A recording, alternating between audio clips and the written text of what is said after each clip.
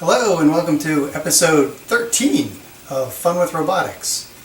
Today I'm going to show you a unique cart design that I built for storing long stock. What I mean by that typically are things like this steel or aluminum round bar, or steel and aluminum flat bar. Also things like threaded rod, both steel, and I have a lot of nylon or plastic threaded rod as well. Also things like aluminum or steel angle irons or angle brackets. And also I find useful from time to time wooden dowels. So I've created a cart to organize these sorts of things, and I think it's sort of a unique design. So let's go have a look. Here is the material cart. And I sort of came up with this design by accident. I did have a lot of PVC pipe laying around, and I really didn't know what to do with it. And then I got an idea. I might be able to build something that would use those PVC pipes almost as small shelves for storing long stock material like I just talked about. And so I designed this. It's a fairly simple design. It's nothing more than an A-frame. Let me spin it around for you. So it's just a wooden A-frame, and to make it a little bit more efficient for storing things, I even added some shelves on the bottom here and here. So things that don't fit actually into the PVC pipe shelves, maybe they're a little bit wider, they can go into the shelves. So I have some steel plate stored here, then I've got some aluminum plate, and then some more aluminum plate and aluminum square tubing stored here. But the main point of this storage cart was the use of these PVC pipes. And what I did was simply cut off a portion of the PVC pipe with the bandsaw, and then I had to sand down. I actually used a file for this. It went a little bit faster than sanding, but then once I knocked it down, because it leaves a fairly sharp edge when you push it through the bandsaw, then I knocked it down with sandpaper after doing some filing. And you can see at the bottom that the first layer, or first row, just sits on these 2x4 blocks. And then once that's screwed in, it's really just screwed into the plywood backing behind the PVC pipes with, let's see, 1, 2, 3, 4, 5 screws. It's probably a little bit more than needed, just directly through the PVC pipe into the plywood behind it. Then the next row, actually the bottom sits on the top piece here, so it's very stable. Each one sits on the one below it. So there's really, the pressure gets pushed all the way down to the bottom, and everything's held to the cart with the screws. Well, this is a terrific design if you've got a lot of PVC pipe laying around and you don't know what to do with it. You can build a cart something like this. However, if you're going to build something to store your long stock from scratch, I don't recommend doing this type of design. PVC pipe, if you go over to the Home Depot and check it out, it sure as heck isn't cheap. One, I think, 10-foot piece of 5-inch PVC is almost 20 bucks. So if you've got it, if you can get it for free, or you have it laying around, that's terrific. This is probably a good idea for you. But again, if not, I've come up with a different solution that's much more cost effective, and I'm gonna turn this around and show you what I've come up with. So I've unscrewed this top piece of PVC, and that will expose about maybe a foot of this plywood on the back. And what I'll do is I'll apply the two assemblies that I built out of wood right here to show you what I think is probably a much more cost-effective solution for building a long stock storage cart like this. But let me just quickly show you. Oh, and by the way, when I took off this top piece, I only had 3 screws, one on each end and one in the middle, all the way up and down on this side. So as far as screwing the PVC to this backing plywood, 3 screws is fine. I mean, it really just holds it to the plywood. There's really not much pressure on them. The weight, like I said before, really gets transferred all the way down to the bottom because each one is sitting on the one below it. So to give you an idea of what I did to cut this, you can see that I literally just cut one portion of the PVC pipe off. And then to mount it, I rotated it about like that. And then the screws go right about like that horizontally.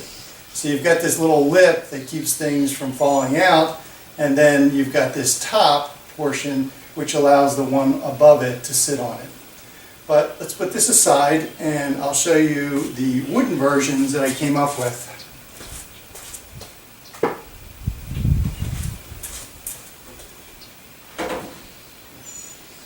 So this is one of the 2 assemblies that I built.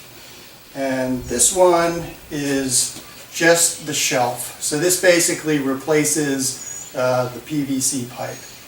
And it has, because this A-frame has a 10-degree angle to it, this bottom shelf has a 10-degree bevel cut on it. And then the front section is vertical, and this is nothing more than just a square piece of plywood that's 4 inches tall for the front. So that's going to mount onto the A-frame like that. Now to support that, below it, I built these supports, which is just another, it's a 1/2 inch piece of plywood, and it has, again, because of the angle that it's going to mount onto, it has a 10-degree cut on the top and in the same direction on the bottom. So the cuts are parallel. And then these small triangular blocks, all I've done right now is glue them to the front here. I haven't put any screws in. I think it's going to hold. I'm not sure yet because I haven't mounted this yet, but if necessary I can put a couple of screws in the back to hold these. But I think the glue should be enough. Well, we're going to find out. So I'm going to put these, this and this on here, plus one more that I built, and we'll see how that goes. Well, here's a couple of words I don't say too often. That was easy. It took me about 10 minutes, I'd say, to mount these 2 shelf assemblies. One thing I had to do was I had to remove an extra PVC pipe just to get it to fit in here. Also, this height here of this front shelf face was at 4 inches, and it was just a little too much. You really couldn't get in there because there's only maybe like an inch of space between the lower and the upper shelf. So I cut it down to 3 inches. Just took it over to the table saw, zipped it off, 3 inches. I think 3 inches is good. Maybe you want to go even a little bit lower, take another 1/4 inch off, but 3 inches seems to be pretty good. Now I had a little bit more difficulty mounting these than someone who would be doing it from scratch because I was going from the top down. If I didn't have any PVC pipe on, I'd put the first shelf at the bottom, and then I could just rest the next one on top, do the drilling, and then just work my way up. I had to start at the top and then kind of hold it in place while I was drilling and screwing it in, so it was a little bit more difficult, but not that much. So I think that works really well. Also, the glue didn't seem to have any issues. I put a screw in here right from the top of the shelf into this bracket, and I screwed it in with the impact driver. No issues, no problem. It didn't break loose at all. It seems to be very strong, so I'm not worried about that. One thing I did have to do was I countersunk these, and since with this shelf here, I just went in with a little bit of an angle So I'll bring the camera in a second, and I'll give you a real close look at this assembly. But I just went in sort of at an angle here with the countersink also. So it looks a little weird, but I think it's fine. It looks pretty good, even going in at an angle. Yeah, I think this is a much more cost-effective solution than going with PVC pipe. You could probably do all the shelves with maybe, you know, one sheet of 3/4 inch and one sheet of 1/2 inch plywood, and you could do, yeah, I mean, you could go even taller than this. One thing I think I would do is, if I was going to build something like this again, would be to go taller, you know, so maybe not have quite so much of an angle, and I'd make it even a little wider so that you could get even more shelves up in here. So instead of having an A-frame like that, maybe almost like that, almost like the sheet goods storage cart, which only just has a slight angle to it. Also, if I were to do this again, instead of 3 foot long, I would go 4 foot long, maybe even 4.5 feet, because you can see here I've got some 4 foot stock that's sticking out the side. So a lot of things are 3 foot, they fit on here fine, but there are a few things that are longer than 4 foot. I don't really need anything longer than 4 foot, because if I am going to use it, I usually buy it and use it right up. I don't store it. So if I were going to do this again, yeah, 4.5 feet long would be the length that I would go. Other than that, I think it's very sturdy. It rolls well. Again, I use my typical casters from Home Depot. Even with the weight of this thing, they seem to be rolling fine, no problems. And yeah, I think it's a good solution. Now I have on this side mostly steel stuff. I've got like small steel rod here, some heavier steel rod, some steel threaded rod, some stainless steel rod, more stainless steel rod, and then some small steel plates, strips, and then some steel angle irons at the bottom. And then on this side, I've got wooden dowels here, here, here, and then I go into aluminum. So I've got aluminum square tubing, aluminum rods, thicker aluminum rods, aluminum channel, and then aluminum flat bar, and then aluminum angle brackets.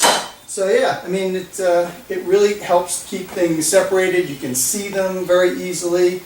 You can grab what you need, and then pieces that you cut off, just put back in, and yeah, it works for a really good storage mechanism. So I hope this gave you some good ideas, and you could build it a little cheaper than I did, and I guess I'll do the wrap-up. Before I do the wrap-up, I just wanted to give you a close-up view of the shelf assemblies. There's really two pieces to each assembly. You've got the horizontal shelf, and then a piece which is made out of 3/4 inch plywood, and then a 3-inch piece of 1/2 inch plywood that's just screwed in from the front. And then there's the second piece of the assembly, which is this piece here, which fits flush against the A-frame plywood, and that has a glued in triangular piece that supports the shelf. Since I was working from the top down, this top one I was able to screw in a vertical manner right into this triangular piece. But when I got down to the bottom one, I didn't have a lot of room here, so I had to screw in at an angle. So I pre-drilled, and then I countersunk at an angle, and then just put the screw in here. And that seems to work fine. Now everything is flush here. There's no screw head that's raised up. So let me give you just another angle of it. You can see the screws on the front that just hold the front face of the shelf on there.